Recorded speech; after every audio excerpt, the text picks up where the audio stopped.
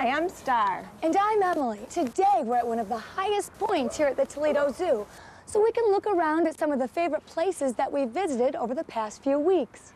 Remember the time Doug and Jay gave an injection to the electric eel? I was shocked at how easy that was. And when Shar got in the cage with Khalili, the baby gorilla? That was a captivating moment. Well, stay close to us and experience the zoo in ways you never have before on Zoo Today.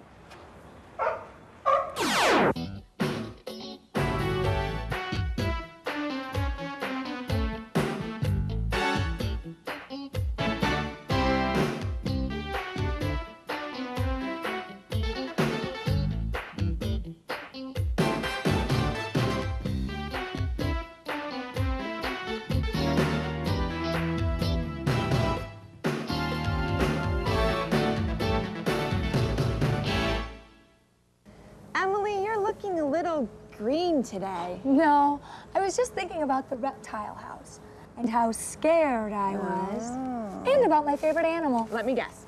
Your favorite animal is the chameleon? Yeah, how'd you guess? Well, like you, they're quiet and shy and get along with everyone. Oh, I thought I stumped you. What an interesting little creature sitting in this tree. Val, tell me about this. Well, this is a chameleon. This is a true chameleon. It's also a species called a flap-necked chameleon. There's about 85 different kinds or species of chameleons, and this is one of them.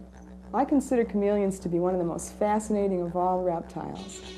They are reptiles, they're lizards, and they're chameleons. Chameleons have adapted to life in trees and bushes instead of other lizards which may live on the ground or in other places. First of all, you can see that its feet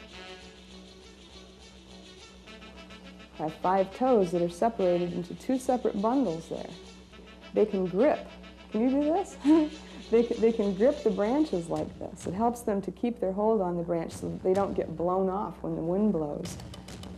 Now, does she mind you touching her like that? She doesn't seem to. This chameleon accepts me pretty well. But chameleons in general are very nervous animals that are afraid of us because we're so large. To them, we're just another threat, another predator. Chameleons in captivity are very delicate animals. They're not easily kept as pets, and they're not even really easily kept by zoos. It takes a lot of time to take care of a chameleon the right way. Are these sold in pet stores as pets? Unfortunately, they are, but they don't survive very well as pets, and so they don't make very good pets. This chameleon is used to this. Other chameleons that we've taken care of here at the zoo would not permit this type of familiarity. So this is a real good animal. We can use her for programs like this because she doesn't seem to be afraid like the others. And you can see how her feet hang onto this branch. Another adaptation that chameleons have, that she's not using right now, is that they have a prehensile tail that can wrap around the branches so that when they're hunting prey or grabbing at food or when the wind is blowing, they won't fall off. So prehensile means they can grab things. Yes, you think some monkeys can do that. That's right. Opossums. That's where people think of the word prehensile belonging, but there's some lizards that have prehensile tails as well. Val, as we watch this chameleon looking around the room, the most obvious unusual characteristic is its eyes. They move independently, don't they? She's looking at both of us at the same time. Yeah. It is like one little gun turrets moving around. That's right. And that has a lot of survival value for the animal, too. She can actually look for prey, which in the case of chameleons is normally insects of one variety or another, at the same time that she's watching for danger. They have very good vision, and they're really keyed into movement. When they see insect prey, they focus both of those eyes on that insect. And since they're not the type of lizard that runs forward to grab prey, they sit very still and wait for the prey to approach. They rely on their coloration to camouflage them in the tree. They look very much like another leaf. And then when the insect gets close enough, another remarkable feature of the chameleon comes into play, and that's the tongue. She's focusing in on it. Here she comes. Wow, look at that tongue. Oops, she missed. Well, I didn't say they had perfect aim.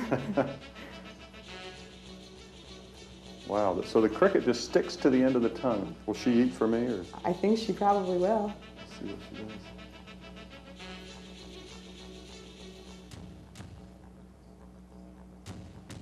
takes a lot of trouble to focus properly on the prey, and she has to get her grip on the branch. Oh, She got it. she did it. Yeah. Wow, that's really interesting. And then she kind of chews it a little bit, but looks like she's swallowing it whole for the most part. I'm gonna make her mad if I don't let her eat this. Here she goes. Wow. That's really cool. Yeah. Now, when I think about chameleons, I think about changing colors. You know, the ones we had in Florida, the little lizards, the anoles would change from brown to green. They do change colors. It's not true that they change color to match the background, but they do have camouflage patterns that cause them to blend very well with their surroundings. They also change color for a variety of other reasons that have to do with their state of mind at the time. Chameleons will change color according to whether they're warm or cold. They'll change color according to whether they're ready to breed. If I were to handle this animal, she would become frightened because I was handling her, and a flapneck chameleon gets little black polka dots or freckles all over it when it gets in that mood. Maybe I can get her to do that. Well, she's a little upset right now because she's being handled and she doesn't feel very secure. So she's gripping on with her tail, as you can see, and she's developed these freckles of fear here. But she'll calm down again as soon as we put her back in the tree or back in the cage. You know, Star, out of all the animals here at the zoo, I think my favorite is definitely the... No, I liked them last week. Well, it could be that... No, I liked them the week before. Well, how about the... Couldn't be. I'm going to like them next week. Emily, maybe what Sharon's about to show us will help you decide which animal you like best this week. I'm all eyes. Stick? Oh, boy, that's wonderful. That's a good girl. Shar, what are you doing today? We're just working with the gorillas a little bit this morning. We try to do this once or twice a day. They have specific husbandry behaviors that they do. It enables us to look them over physically, and we work the behavior where he presents his arm for an injection. So we can hand inject them rather than have to blow dart the animals, which is very stressful on the animals and the vet and the keepers and everyone else down here. Let's work with this. We do arm. Good boy. Good boy. That's a good boy. So they actually get a treat every Right. time they come We up. stick. Come on. No. Come on, TJ. Stick. I moved to a syringe that has a bigger needle on it. I think I'll go back to the other one. They seem to accept that one a little better. They're very observant of when the syringe has a needle or what size the needle is or any of those things. You stick. Shawnee, come here. Come here, Shawnee. But they actually know what their arm is and what their chest and... Right. Stick. Oh, good girl. Now, what is that you're giving? It's just juice that we put in a bottle. They really do enjoy that. You stick. Joe, you stick. Good girl. Oh. What is this program called? It's a training and enrichment program. We've been doing it here in the ape house for 3 or 4 years. In it, the animals are brought back into a holding space, asked to perform a behavior, and when they do, they get a treat for it. They really do seem to enjoy doing the behaviors and showing how intelligent they are. Now, the enrichment and training program, is that done throughout the zoo as well as just the ape house, or? Yes, it's done with all of the apes here in the ape house, and it's done with a lot of the other animals at different levels. Not everyone is to the point of having their animals present for a hand injection. But we try to do something with all the animals, even if it's just a training to gate them from one area to the other.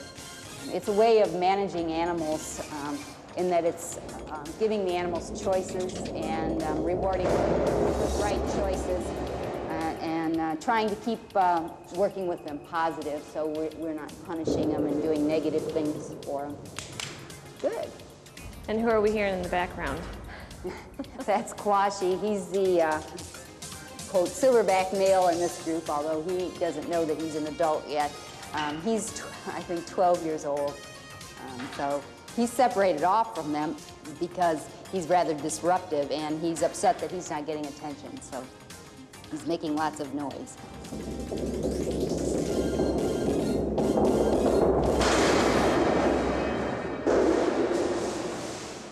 So we start with working, first of all, with the dowel rod and getting them to put their arm up and touching them with the dowel rod, and they get a treat for that.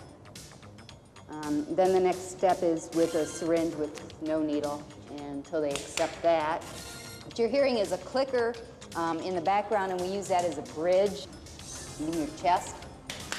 Good boy. Are other zoos doing the same program? I believe there are some other zoos that have begun. It's a new concept and way of managing animals, to be more positive with them, to give them choices. It's like a learning situation for them. It helps them developmentally, I think. Gives them something to think about. Your head, arm, foot. You do this foot. Okay, give me your hand up here. No, hand. Good. This hand over here. No, PJ, this hand. Good. Now your chest. Your chest up here. Oh boy, good boy. That's why we teach them to put their ear up so that we can put this in, so that we can take their temperature without immobilizing them. Chest, it's a behavior in which we can try and listen for the heartbeat and any other lung problems that they might have, things like that. Yes. Well, she's presenting her arm. Wrong part of your arm, no. Can you do mouth for me? Huh? Mouth? Oh, that's a wonderful mouth. That's really enabled us to check them out for any dental problems they might have, so we could tell if they had broken teeth or other problems in their mouth.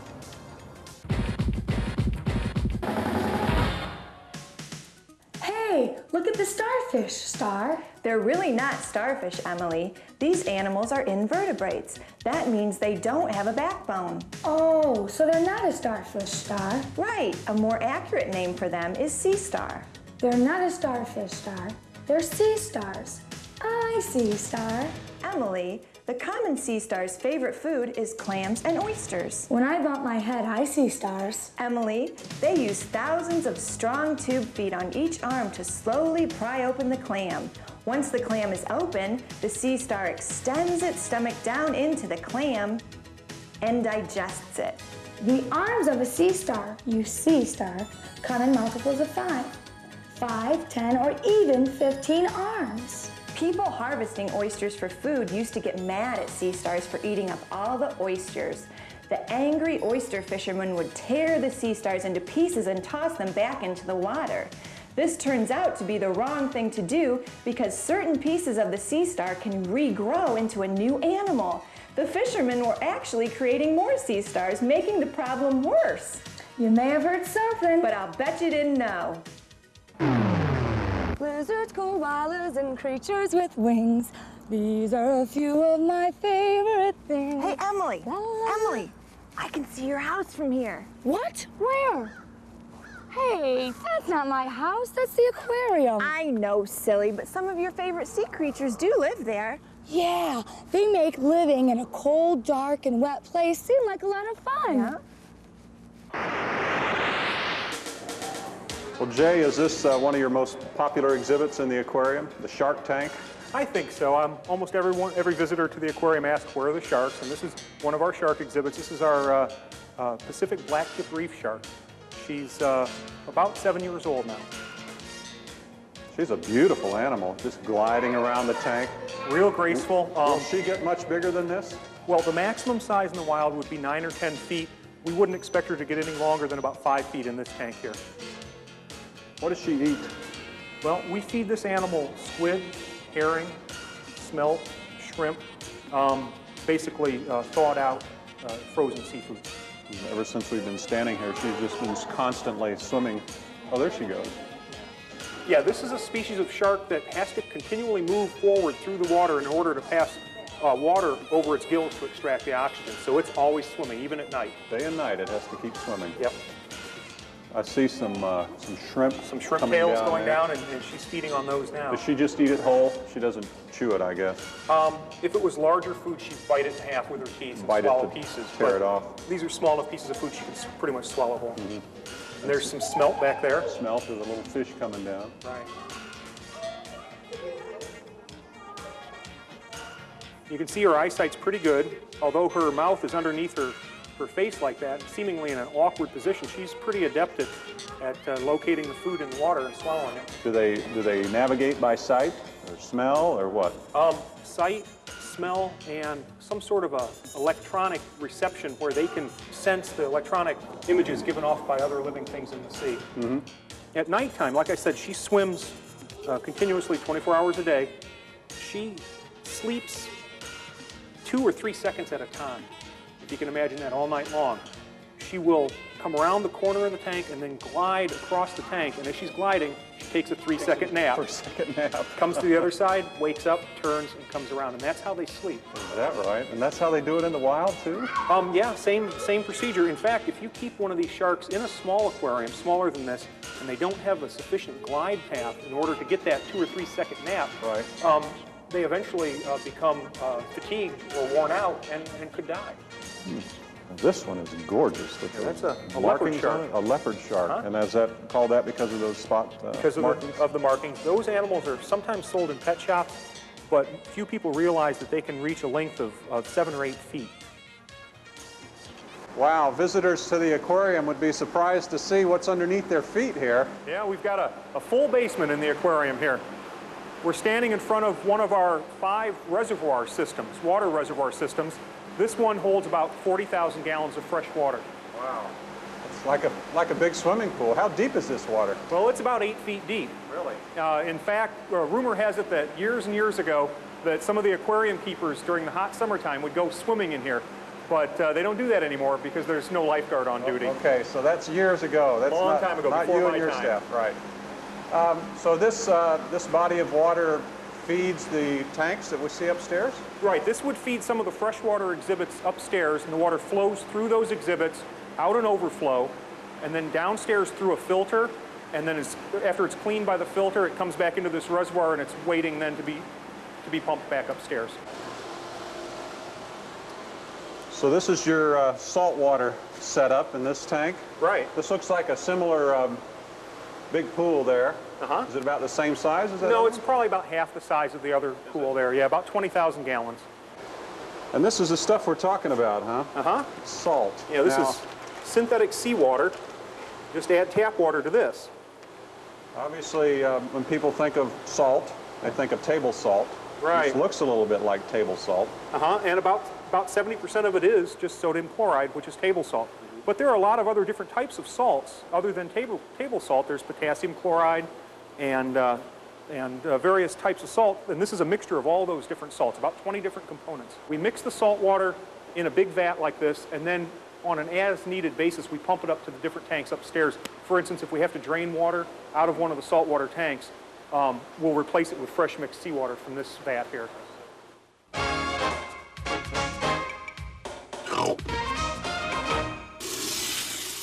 Today we meet one of our western neighbors, the Wyoming toad. There are less than 100 known left in the world. These endangered amphibians are smaller than the American toad and blend in with the rocks and territory of the western U.S. These predatory animals hunt and eat just about anything smaller than themselves. At the zoo, they primarily eat crickets. They sit and wait for their prey and will snag their food like the bullfrog. While they're eating and excited, they will tap their toe, either to attract other food or to warn off other toads. The Toledo Zoo is working in a cooperative effort with other zoos to attempt to increase their population and hope to reestablish them in the wild. The zoo is experimenting with different habitats and have invented the toad-o-matic to ensure these Wyoming toads can come back from near extinction. Elephants are pretty smart. Smart? Yeah, they say an elephant never forgets. But then again, what does an elephant have to remember? Oh, you mean like the elephants here at the zoo? Sure, yeah. They are taught specific tricks by the trainers, but Oh, tricks! You mean like pulling a rabbit out of a hat? well, not those kind of tricks, but specific enrichment behaviors. And Doug and Don are with them right now. Okay, Star, pick a card, any card. Trunk. Mouth. Mouth. Mouth. Steady. Mouth. Good girl. Mouth. All right. All right. Yes. Yes. Yes. Peaky, yes. Lauren, trunk, yes. Lauren, yes. Yes. Good girl, yes. Yes. Renee, yes. Steady. Ears. Renee, shake it. Shake it. Shake it. Shake it. All right. Good girl. Back up. Back up. Set. Set. Set. Set. Feet. Get them up. Set. Get them up. Feet. Feet. Get them up. Feet. All right. Good girl. Don, that's an amazing segment, seeing you train those huge animals like that. Is that something you do every day out here? Yeah, usually in the afternoon we come out, and that's our time to spend with the elephants and work with them a little bit and put them through some of their routines. And we also use that time sometimes to trim their feet and work on different things. So in this case, you know, a lot of the animals out here, they have enrichment or training programs, but in this case, this is something pretty basic to the day-to-day care of the animals. Yeah, right? it's traditionally how elephants are handled. We've had the training program going on with these particular elephants since 1982, and we use it for a number of reasons. It's a good way to, probably the most important thing is to ensure the safety of the handlers and the keepers that work with the elephants by having them trained. It also ensures the safety of the elephants to a certain degree. We're able to come in and do routine husbandry, care to them, if there's any medical procedures that need to be done. So you don't have to tranquilize these animals like some of the large animals out here. We have to give them an injection and let them go to sleep. You don't have to do that with these No, guys? that's one of the important factors with working with elephants is they don't do real good when you tranquilize them, mainly because of their size. So what we usually do is we just go in, and because of the training program we've got and the level that these animals are trained at, we'll go in and we'll just tell them steady. Steady means stop, doing whatever you're doing, and we'll just go in and do whatever we need to. We draw blood from them, we give them vaccinations, and all just by telling them steady to stand still and do what needs to be done. She had broken her tusk when she was at Dallas Zoo, and they thought they had gotten it healed up, and when she got here we realized that there was still a problem there, so we actually went in, and this was all done without any kind of tranquilization or anything. We put her on front and back leg chains again, told her steady, told her to put her trunk up, peaky trunk, and we actually went in with regular drills and stuff and drilled it all out, cleaned it all out, put a filling for the most part into it, and we were able to get it healed up. Tell us about that stick you're holding there, Don. Okay, this is one of the tools that we use when we work with the elephants. In Asia, they call it an ankus. In America, the most common term is just an elephant hook. It's actually a training tool and a guidance tool. When you're training elephants, you train them to respond to two ends, this end here and this end here. And it's a lot like using your finger or an elephant using a tusk to push on another one to guide them. If I want her to back up, I'll give her the verbal command, which is back, and I'll touch her with this tip right here on her chest. Renee, back, back, steady. And what that does is it just gives them a guidance of where we want them to go. Do I have to peel this banana? Nope. Elephants eat They peel just and eat all. a peel and all? Yep. Or you just get a carrot? Now, another difference between Asian elephants and African elephants that you can notice when Doug's feeding them here is an African elephant has two tips on their trunk, where an Asian only has one. They're actually called fingers. So an African elephant has two fingers on its trunk, and an Asian has one.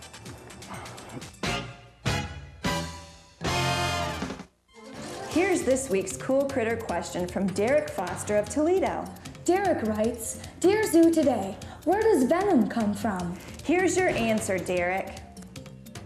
Thanks for the question, Derek. Snake venom is produced in modified saliva glands that are on either side of the snake's mouth. They're just like the glands that you have in your mouth, but in the case of the snake, they produce venom.